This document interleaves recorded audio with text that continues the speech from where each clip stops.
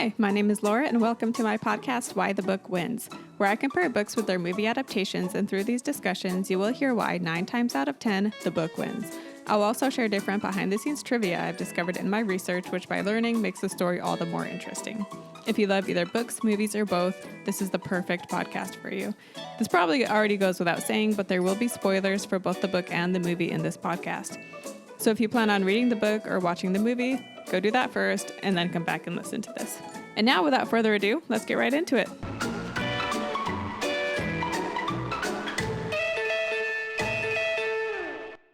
Hello again. I am Laura. Welcome back. Today we are talking about Slumdog Millionaire, which was based on a book called Q&A, written by Vikas Swarup, published in 2005. And then Slumdog Millionaire was directed by Danny Boyle and Loveleen Tadan, and it was released in 2008. So just a quick synopsis, which this isn't going to be detailed because the book and the movie, the stories vary so much that I'm just going to do a quick overview that covers both the book and the movie. So both are about an 18-year-old who makes it onto the show Who Wants to Be a Millionaire, although in the book it's Who Wants to Be a Billionaire. And he is able to get all of the answers right. Each question is prefaced with the story of his life that explains how he had known the answer, because it was destiny that he win. After he wins, however, he is arrested for cheating, but he is able to clear his name, and in the end it all ends well. So my thoughts on the book. This was a quick read, and it kept me interested throughout. Multiple stories deal with abuse and molestation of some kind, and I would have thought these topics would have given the book a dark undertone. And maybe it did slightly, but it wasn't as much as you would have thought. Like, for example, when I covered Mystic River, which dealt with molestation and abuse, and that definitely had a dark tone to it. Whereas here, I don't know, I guess in general it's a more uplifting story because of the happy ending. And so even though it has these dark, heavy topics, it doesn't have a dark feel to the book. I also listened to it on audio. I listened to the audiobook, and so I don't know if that affected the vibe it had or not. Maybe it did. But I love the idea behind the book. So I enjoy stories about destiny. For example, I really like the movie Apocalypto, which is the first one that popped in my mind as far as, stories about destiny. And the game show was a unique take on this theme. And I loved how we learn about who he is based on each question. And so it was just a really cool layout. And I also remember back when, like, the American version of this show, Who Wants to Be a Millionaire, hosted by Regis Philbin, I remember when that was on TV, and that was huge. Like, everybody was watching it. And so, yeah, just a lot of nostalgia as far as that goes for me. So the movie, parts of the movie are filmed in Hindi with subtitles, and these parts are directed by Loveleen Tadan. I don't know if I'm saying that right, but there's a lot of names in here that I will probably be pronouncing wrong. Anyway, the English sections are directed by Danny Boyle.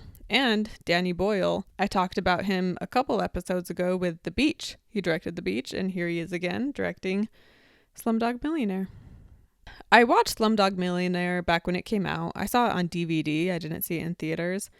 But people who pay attention to movies will of course know of this because it won so many awards that year at the Oscars, including Best Picture. And then it also won Best Directing, Best Adapted Screenplay, Best Cinematography, Best Film Editing, Best Music Original Score, Best Music Original Song for the song Jai Ho, and Best Sound Mixing. Which I also remember the song Jai Ho, like that was a huge song, at least where I was at the time. And I was in high school when this came out, and I seem to recall like we had some like cultural festival rally or something, and so like there were different clubs for different ethnicities, and then they like did performances at this rally. And anyway, I remember people dancing to Jai Ho. So yeah, and it was just really cool. So fond memories with that song. Onto the acting, we have Dev Patel, who is the grown-up Jamal. And he, of course, has gone on to be a pretty good, big film star, and there are other movies he's been in that are based on books. You will be hearing me talk about him again at some point in the future. And he's a great actor. I loved him in this, and this was his first big role, so that's quite a big deal for your first movie.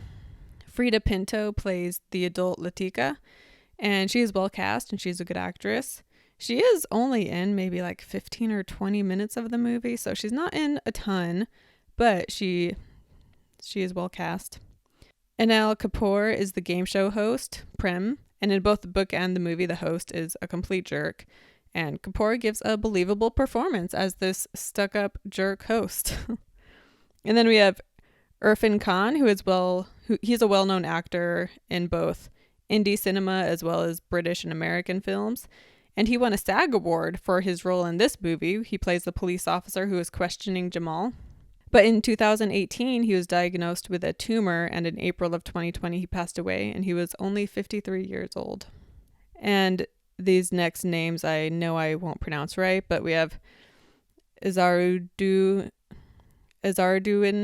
Mohammed Ismail, and he plays the youngest Salim. And the youngest version of the kids are in a decent amount of the movie. And they're, not only are they cute kids, but they're really good actors, so I was quite impressed.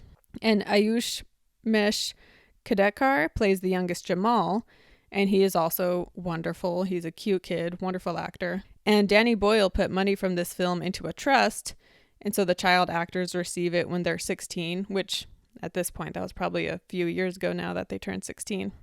But he also set up a ride for them as they were kids to make sure they got to school every day. And then we have Madhur Mittal, who is the older Salim, and he is well cast. He is also in the movie $1 Million Arm, which is a cheesy Disney movie, but it's a good example because he plays such different characters in both of these movies, and yet he does a great job in both. I'm surprised he hasn't been in more, actually. So the movie differences, for starters, the movie changes the names of two of the main characters. So in the book, the lead character is named Ram Mohammed Thomas, whereas in the book, his name is Jamal Malik. And then in the book, the girl he falls in love with is named Nita, and in the movie, she is Latika. So the differences with Salim and Nika/Latika. So in the book, Ram meets Salim when he's a young boy in an orphanage, and Salim is a really good-looking boy, and he's chosen by Maman to adopt. And then the orphanage people just kind of toss Ram in there as well because nobody wants to adopt him. And so he and Salim live together in the orphanage and not in the orphanage, with Maman, and we have all the drama that happens there. But at one point he does have to run away and he's not able to tell Salim, and so they lose contact. But then they just serendipitously run into each other again down the road, and their friendship and relationship is reignited. Whereas in the movie, Salim is his older brother. So that was a fairly big change. So in the beginning of the movie, they do have a mom, but she dies when Salim is like 10 or so. And after she dies, they are like quote unquote adopted by Maman. And in both, Maman has a lot of kids whom he cripples, and then he gets them to beg for money, which they then give to him. And so in the movie, Salim is Maman's right-hand kid. But when Salim knows that they're going to make Jamal go blind, they have them run away. Whereas in the book, Salim wasn't taken under Maman's wing like that, and he didn't have this bad streak in him, so he was just one of the regular kids. And he actually had a really good singing voice. And so he was going to be like one of the main people Maman used to get money. And then one night they found something and they were going to go return it to Maman. And then they overheard them talking about, like doing something with Salim's eyes to make him go blind. And so because they overhear this, they then run away. And so in the movie, as I said, Salim has this bad streak, and he eventually works for a mob boss, like by choice. And he also kills Maman when they run into him later. When he's a bit older, he shoots Maman.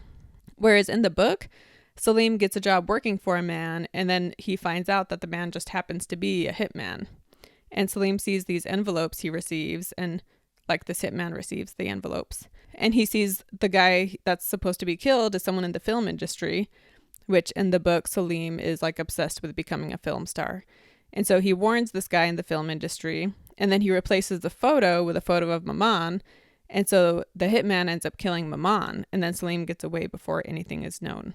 So in a way, here too, he works for a criminal, and he kills Maman, maybe not directly, but because of him, Maman ends up dying in both, just not in the same way. But in the end of the movie, Salim redeems himself by letting Latika go to Jamal, and then he dies when it's found out what he has done. In the book, however, Salim lives, he doesn't die. However, Ram does have another friend who tragically does die in the book. So I guess they wanted someone to die. So they just had it be Salim since they didn't have this other friend from the book. And then in the movie, Latika is someone they meet when they're kids. And she too is taken by Maman. When Salim and Jamal escape, she's trying to escape too.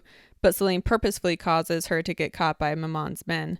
And then when they're a little bit older, they find out where she is. And this is when they once again come across Maman and Salim kills him. And Salim also takes Latika and they leave Jamal. So he ends up losing contact with both of them. When he does find Salim again, Salim is working for the mob boss guy. And he tells him Latika is long gone. But turns out Salim is lying. And Jamal finds her living with the mob boss. Long story short, she gets away in the end. And she and Jamal are together. Whereas in the book, Ram meets a prostitute named Nita, who he falls in love with. And this is sort of similar to the movie because when they find Latika, she wasn't yet a prostitute, but she was about to be forced into it soon. But they caught her in time. Anyway, in the book, Jamal can only marry Nita if he pays her pimp this huge amount of money, which he doesn't have. And she also ends up in the hospital because a man beats her. And the way her scars are, it's the same as the scars were on this actress he worked for, and she was beat by this man she was seeing, and it's the same way, and so he knows it's the same man who did it. But in the end, all is happy, and once again, same as in the movie, he and Nita end up being together in the end. But for his reason to be on the show to begin with, so in the book, as I said, he knows what the man looks like who beat Nita because he had seen him leave the house of the actress a few years before. So he knows what he looks like, he just doesn't know his name. However, soon after he leaves the hospital, he sees a newspaper advertising for Who Wants to Win a Billion, and he sees that the host is that same man. So he goes on the show and he brings a gun with him, and before the very last question, they take a bathroom break, and Ram pulls the gun on him and reveals that this whole time, he's been waiting to catch him alone. So Ram didn't even care about winning the money, and he hadn't expected himself to get this far. But ultimately, he can't bring himself to kill Prem, the host. And as a thanks for not killing him, Prem tells him the answer to the last question. Which, by the way, in the book, they ask the final question, and Ram knows the answer, and so he gets it right. But then Prem and the producers can't allow him to win, and so that they say, like, oh, that wasn't the real question. That was just practice. Like, here's the real question. And this new final question, Ram doesn't know the answer for. And so Prem gives him the answer. And in the movie, Jamal also doesn't care about the money. Here, he's on the show because he knows Latika watches it. And he doesn't know where she is, and so he's hoping that she will see him on this TV. And since he can't find her, he's hoping she will be able to find him. And so he uses his phone a friend option in the movie. And he calls Salim's cell phone, which Latika has, and so she answers. And even though she doesn't know the answer, he, of course, doesn't even care because he's just happy to hear her voice and know that she's safe. Which, speaking of phone a friend, in the book, he also uses this option, but he uses it earlier. And it's because, this question is asked and he doesn't know the answer. And he's reaching in his pocket for his lucky penny, and he comes across a business card that a man had given to him because he had helped him in the story that had previously been told. And so he calls that man, and the man doesn't know the answer, but he makes a guess, and Ram goes with the guy's guess, and it ends up being right.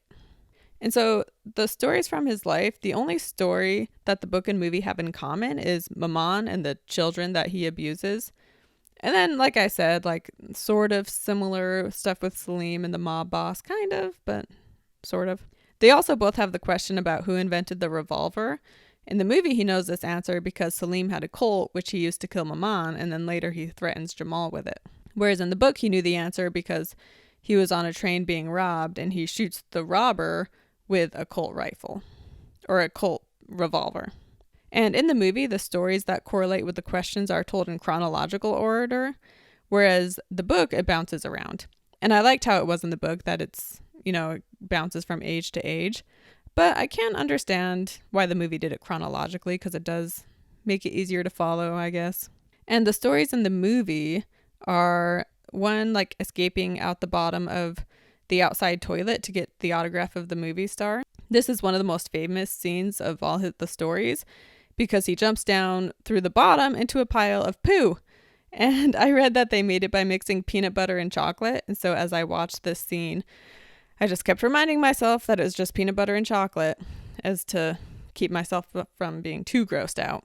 And then the other story is a group of Muslims that attacked Hindus, during which time his mom is killed because they were Hindu. And then the other one, Maman having them sing that song, which was written by a blind singer. And then Jamal is given a $100 bill by some American tourists. And he later gives it to a beggar boy he remembers from Maman's. And he gives the boy the $100 bill, and the boy tells him that it's Ben Franklin on the bill. And then we have Salim threatening him with a gun and calling it a cult. Another question he knows just because he had worked in a call center. One question, he and the host are in the bathroom and the host gives him the answer. So this section is, I don't know, it can be sort of similar to the book, but obviously it's not that similar because Jamal doesn't have a gun and there's not all that drama right there. However, they're in the bathroom and the host gives him the answer. However, Jamal doesn't trust him, and so he goes with the opposite and he ends up being right. And then the final question references his life because it's asking what the name is of the third musketeer. And Jamal, ever since he was a kid, he referred to Salim, Latika, and him as the three musketeers. However, they never actually knew the name of the third. And so in the show, Latika also doesn't know when he calls her. And so he just takes a random guess and then it ends up being right. In the book, the stories are, so we have, he went to the movies with Salim, and there's a man sitting next to them and he tries to touch Salim. And the movie they were watching was the answer to the question. And because it was such a memorable movie watching experience, due to the fact that the man trying to touch Salim was the actor himself. And so Ram is able to remember this. And then another one, he was raised from like 2 to 8 by this English priest living in India. And the priest eventually dies, and then he is moved to an orphanage where he meets Salim. And the question here was about what is written under the crucifix. And so he knew that answer because he lived with a priest. And because he was raised by an Englishman, that's why Ram learns English. It is not common amongst poor Indians to know English, and so this helps him stand out in other situations, like for his benefit. In the movie, he speaks English, but it is never explained how he would have even learned that. And another time, he works for an Australian family, and the father is kicked out of the country for doing something illegal, and then something in regards to that is one of the questions. And then another time, he is working for an actress who is past her prime, and she is the one that is beaten by the man, and she ends up committing suicide and is found holding the award she won for the movie she was in years before. And the question was about the movie she had won the award for. And then there's the Maman story, which is the same basically as in the movie. And then another one, he and Salim live next door to an astronomer and the astronomer's family. And the astronomer is abusive, and so Ram helps the daughter. And this daughter later becomes a lawyer, and it is her who saves Ram when he is being interrogated. And she helps prove that he didn't cheat on the game show. And the question was about astrology, and so he had known the answer due to overhearing this guy talking. And then there was a question about cricket, which they also had in the movie.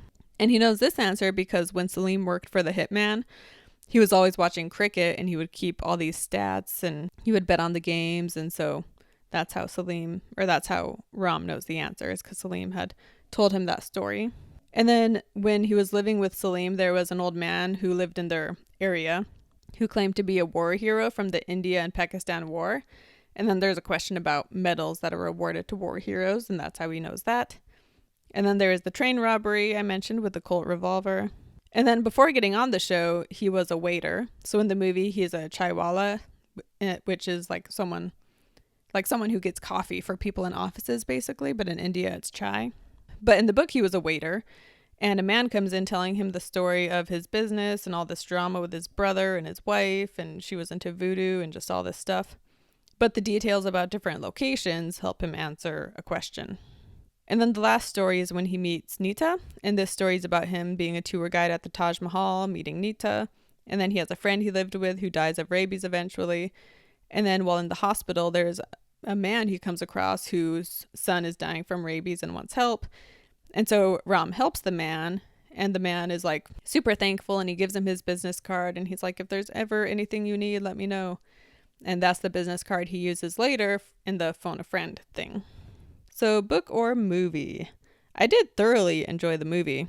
There's also a dance scene at the end, which I really liked, especially when the little kids are dancing. I don't get why romance has to be such a huge factor in the movie, though. The book had a romance too, which was kind of meh, in my opinion. But it wasn't like it was destiny that they be together the way it was in the movie.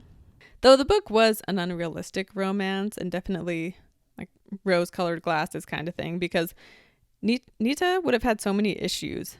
Like maybe Ram didn't fully realize the issues she had, and maybe it would take more time. And so at the time he's writing this book, maybe she just hasn't shown her problems. I don't know. But she was forced into prostitution once she hit maturity, and she would have had so much past trauma and abuse that she would have given her all kinds of issues that would mess with her relationships and that she would need to deal with.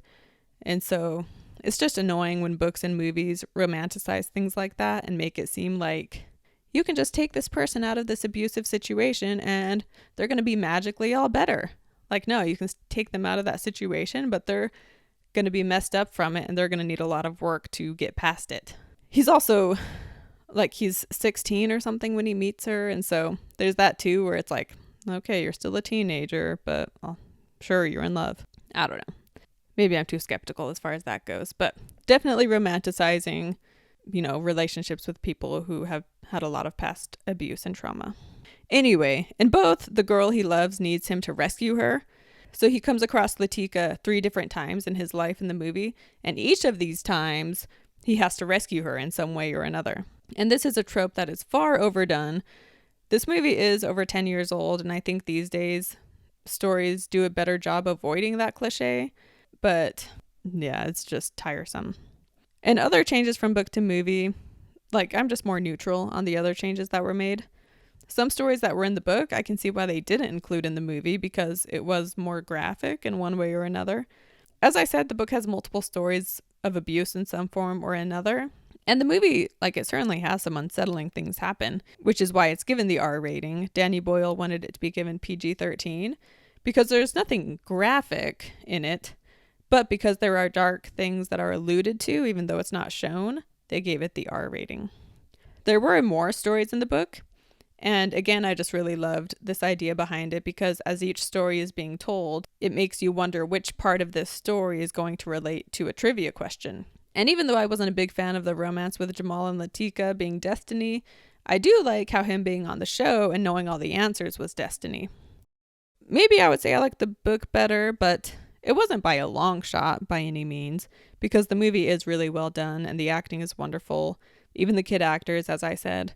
And both kept me entertained, but the movie did do a really good job at making you feel the excitement of the moment and the anticipation, due to the fact that the very last question is scheduled for the next day. So all of India is excited to tune in and see if he'll win, and the audience also feels that. So in the book, they don't split it into 2 days. He's on the show for 1 day only. But I also think the movie title is also a better title than Q&A. It's kind of a boring title.